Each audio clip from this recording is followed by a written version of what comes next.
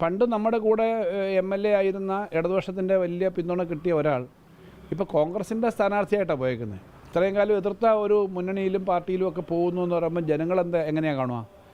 ഇടതുപക്ഷത്തുള്ള ജനങ്ങൾ എന്തായാലും അതൊരു രാഷ്ട്രീയമായി അങ്ങനൊരു നിലപാട്, സ്വന്തം കാര്യത്തിന് വേണ്ടി പോയ ഒരു നിലപാടിനെ പിന്തുണയ്ക്കില്ല.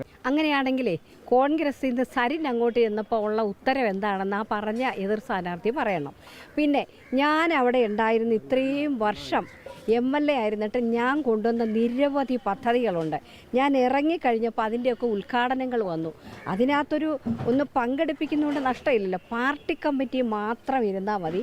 ഈ മാതിരി പരിപാടികൾ ഞാൻ പത്രം വായിച്ചിട്ടാണ് അറിയുന്നത്. അതാണ് എന്നോട് കാണിച്ച ഏറ്റവും വലിയ അവഗണന. ഇതും പൊതുജനത്തിനറിയാം. എത്ര ന്യായീകരിച്ചാലും എത്ര കള്ളം പറഞ്ഞാലും എന്തുകൊണ്ടാണ് സുധാകരൻ എന്ന അദ്ദേഹം ഏറ്റവും വലിയ നേതാവ്, അതും സത്യത്തിൽ ഇതേ കാര്യം തന്നെയാണ്. ഈ അവഗണന എന്ന് പറഞ്ഞാൽ നല്ലപോലെ ജനകീയരായിട്ടിരിക്കുന്നവരെ അവിടെ വേണ്ട. ഇങ്ങോട്ട് വന്നാൽ നല്ലതും അങ്ങോട്ട് പോയാൽ വർഗവഞ്ചകരും.